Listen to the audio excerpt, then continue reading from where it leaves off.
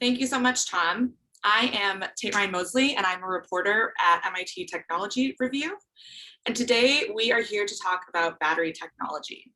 So as the pressures of climate change increase, one thing that we know for sure is that we need to limit the number of gas-powered cars on the road. And we already have electric vehicles. So why aren't we all driving electric vehicles already? In short, the batteries that power EVs are still too expensive for widespread adoption. Just recently, the European Union announced a big initiative to produce millions more of lithium-ion batteries and create jobs in the process by 2025. But it's not simply a matter of supply and demand. We need real technological breakthroughs for widespread adoption of these electric vehicles. So today we're talking with Peter Rawlinson.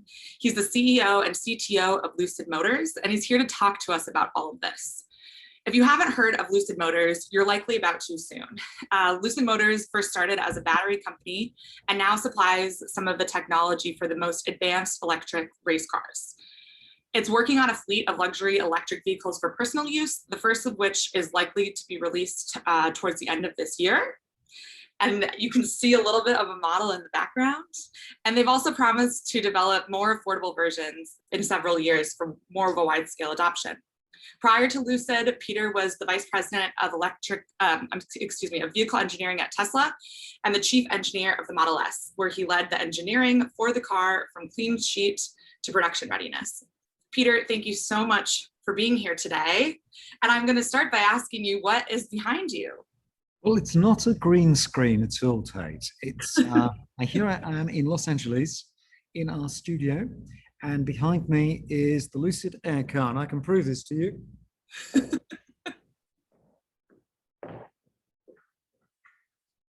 Not a green screen, and it's beautiful.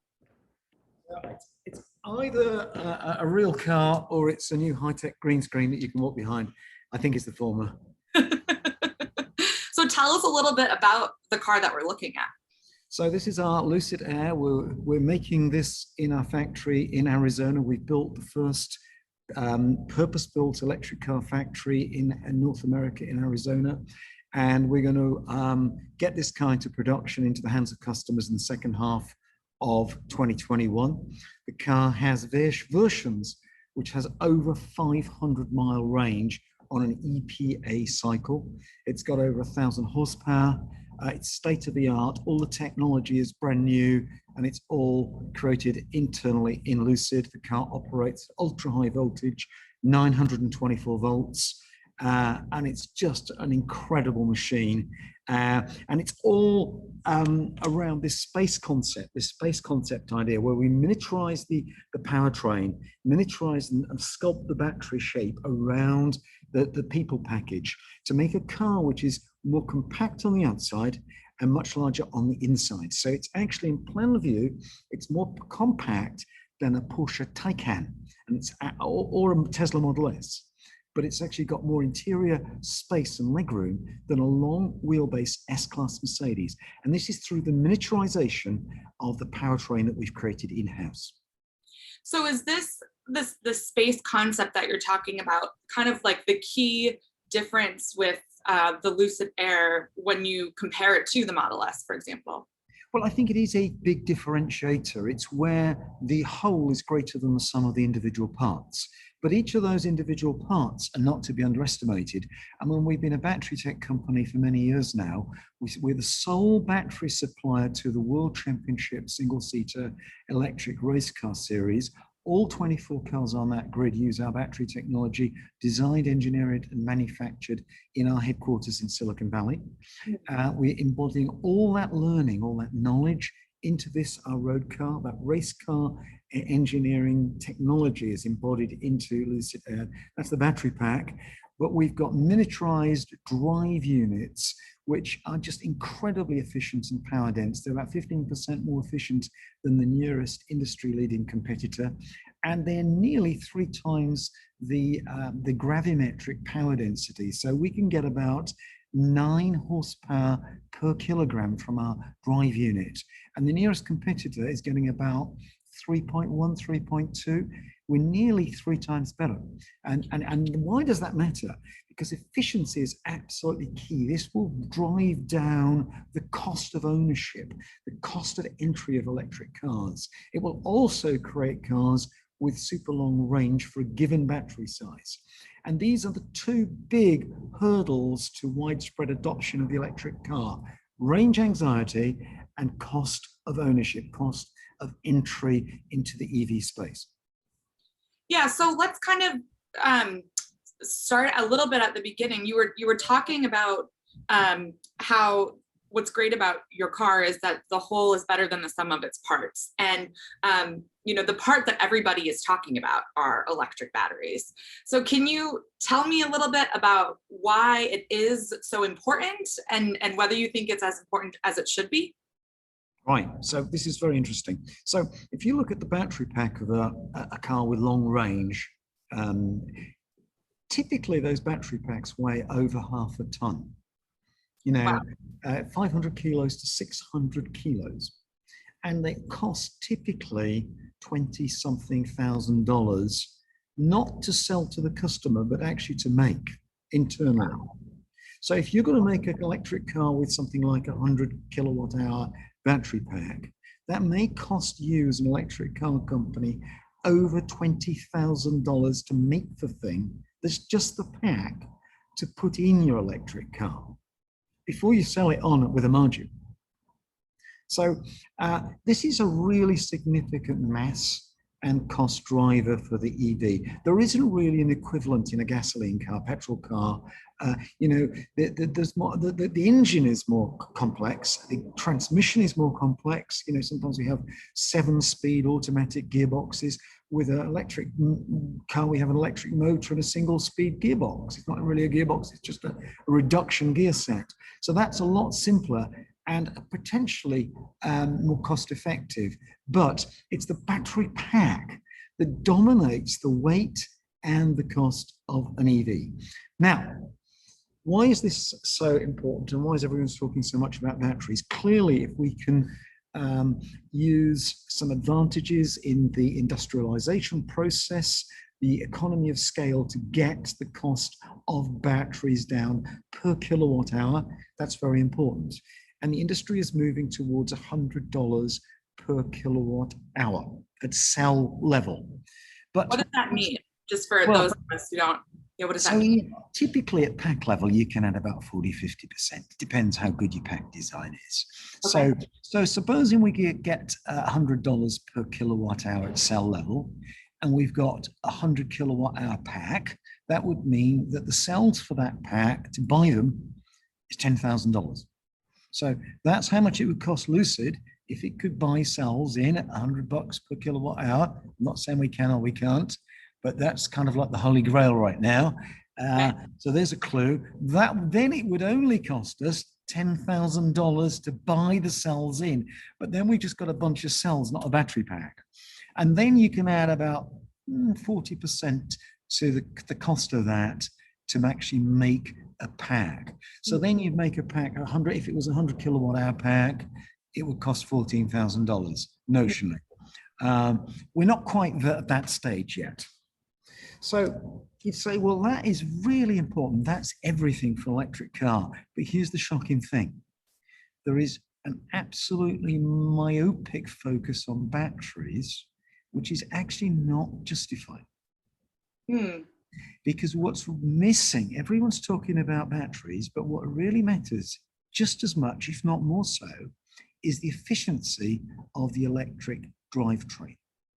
So explain that to us and explain how you're tackling that. Right, so supposing I could make a 20%, supposing I had an option, Tate, I can either reduce the cost of batteries by having a gigafactory and great new processes and breakthroughs in cell chemistry, and maybe I go for the dry electrode technology, and I could get 20% out of my battery costs. Everyone would say, hurrah, electric cars are here for everybody. Now, alternatively, imagine I could make a breakthrough in my efficiency of my electric motor and my inverter, and the inverter is the thing that switches the DC from the battery into alternating current, and in our case, 3-phase alternating current to control the motor. And it's the frequency of that alternating current that determines how fast the motor spins and therefore how fast the car goes, right? So supposing I could either get 20% cost out of batteries, or I could do 20% more efficiency in my inverter and motor. Which would I choose as an engineer? I choose the latter. And you think, what? No. Well, let me tell you why.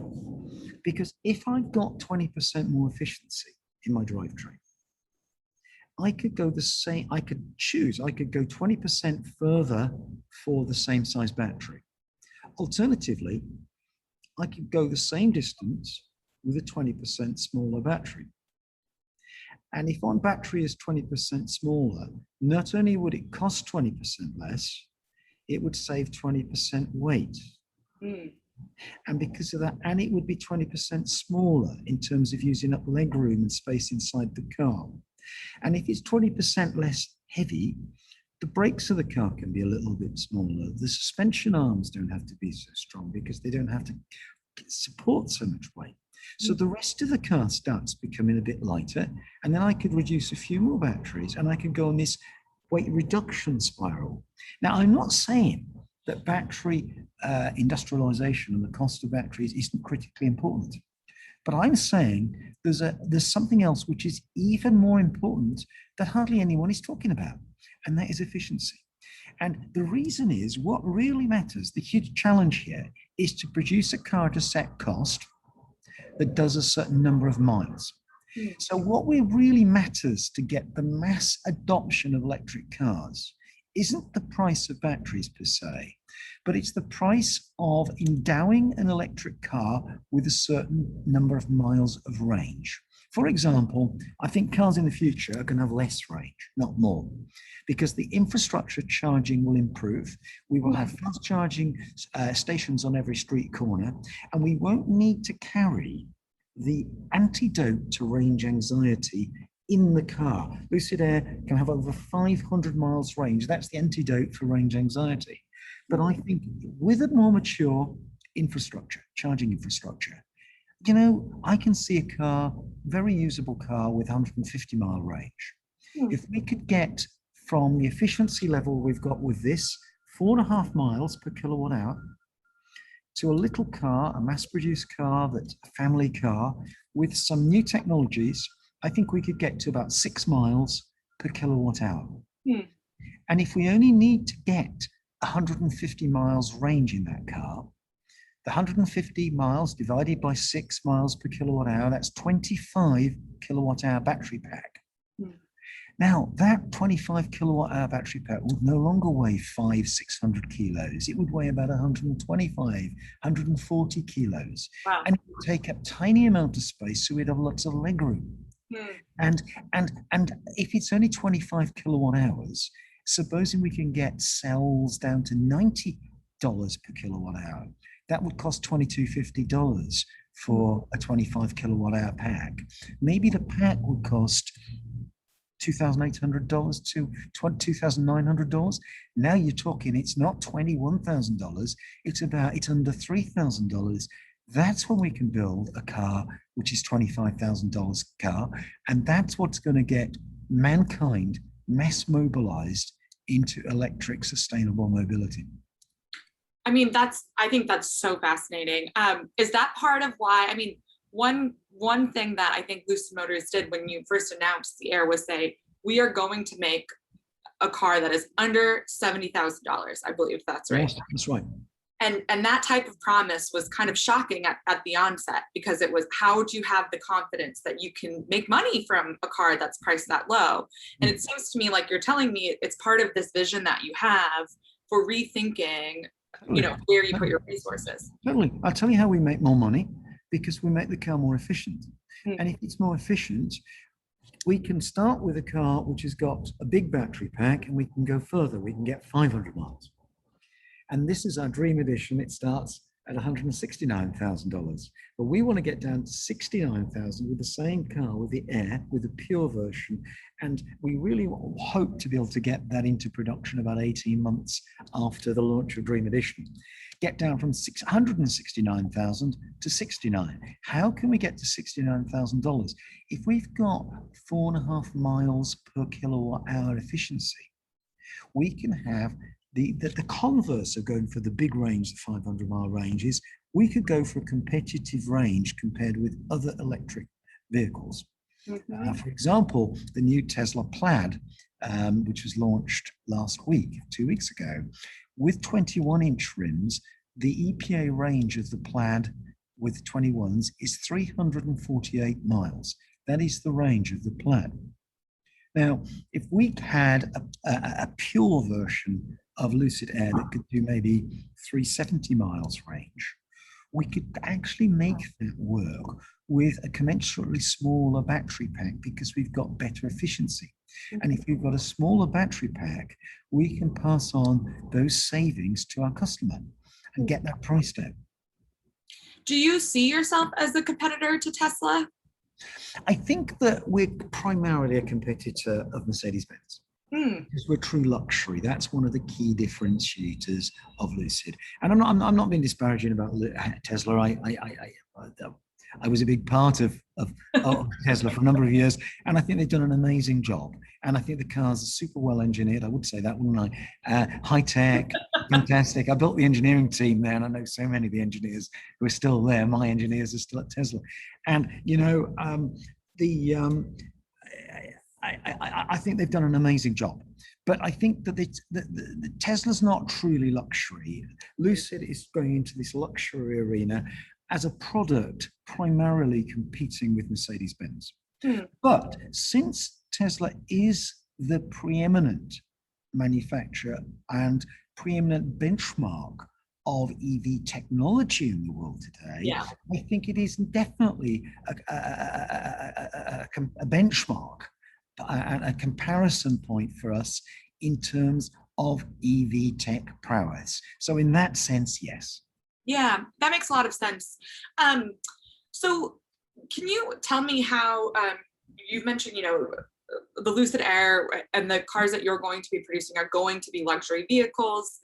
How do you kind of tackle this grander vision that you have, which is, you know, electric vehicles for everybody? How do you manage that? How do you do both luxury and affordability? Well, I don't know if we can. This is my great dichotomy, because my shareholders may not allow me to.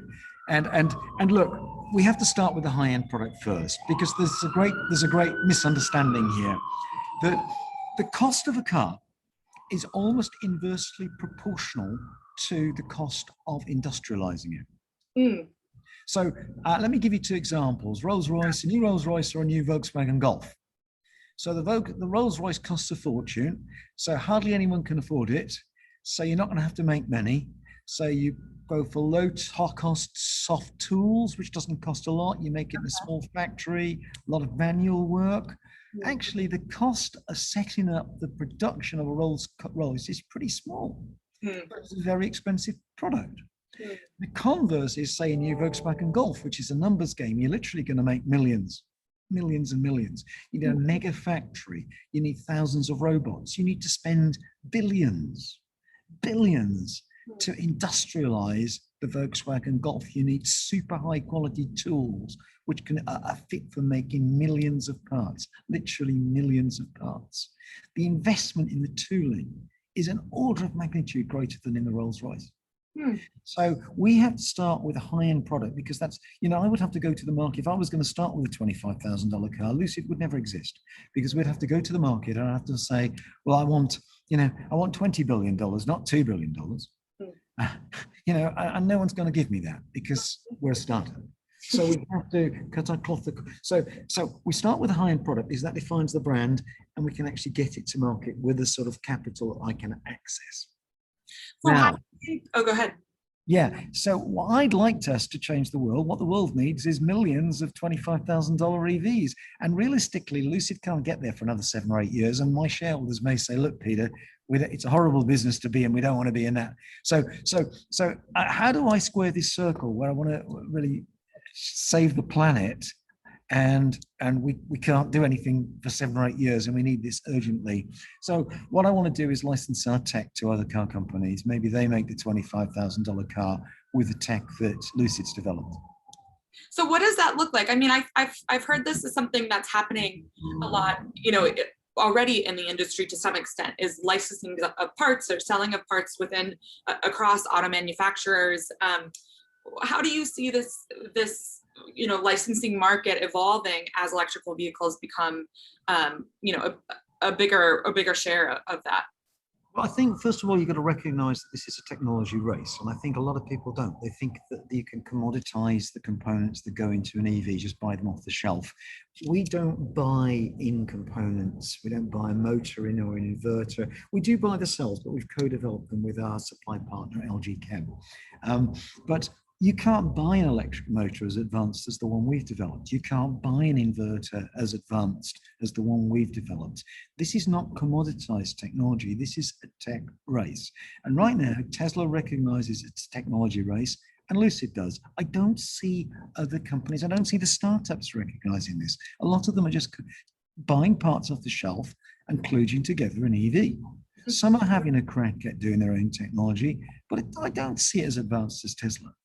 Really. So here's the problem, that there is going to be blood on the carpet with those who don't recognize this is a technology race, and the world is going to go EV like the pendulum is going to swing big time even in the next 5 years. And there's going to be existing car companies effectively facing extinction if they haven't grasped this and really run with it. And it may already be too late for them. Now, this could be a lifeline accessing the sort of tech that we've developed to keep them in business. And we can't do it because we haven't got the infrastructure, we haven't got the plants and the capacity. And they've got the plants and the capacity which could lie idle if they just continue with gasoline. So I think there's a potential win-win here. I don't want to see car companies die. This isn't about some sort of fight to the death between different car companies.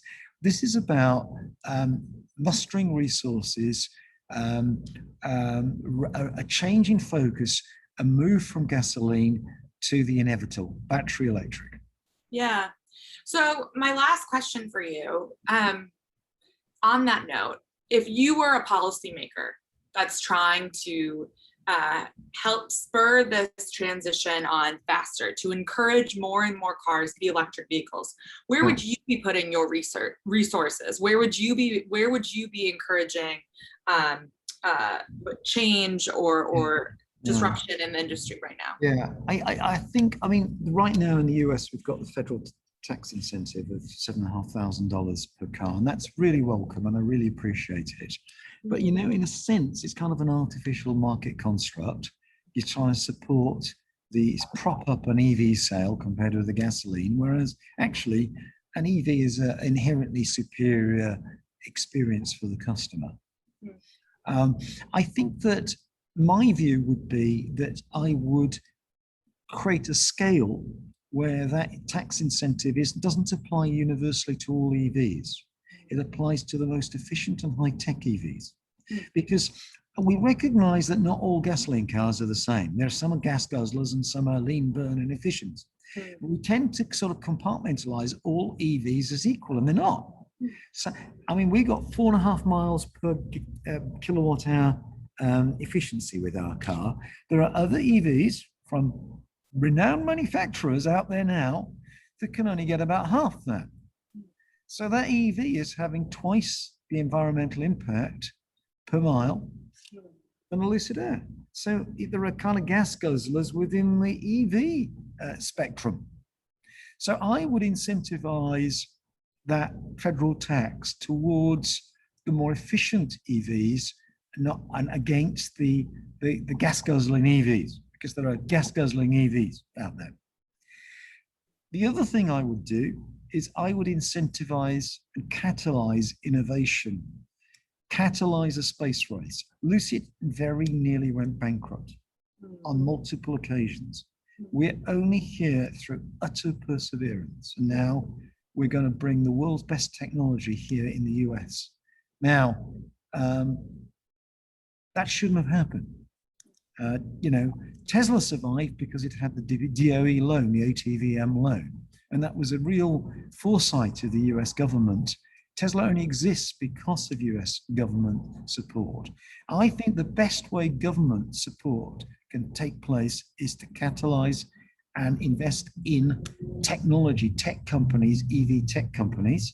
And I think the other area is going to be on overnight charging facilities for those who can't access charging at a garage. But a lot of people live in shared accommodation setups where they've got on-street parking overnight. I do think to get the widespread adoption of EVs, that we mustn't put too much focus upon fast charging. I think there's too much focus on battery tech, not on efficiency. And I think there's too much focus on fast charging rather than slow charging overnight, supporting those who haven't got access to a garage to do that. Yeah, I think those are great points. And with that, we need to close. So I want to thank you so very much for being with us today and showing us the car. This was a very fun, unexpected demo that we got. Yeah, that's wonderful. And now it's back to Tom in the studio in Titanic Belfast. Thank you.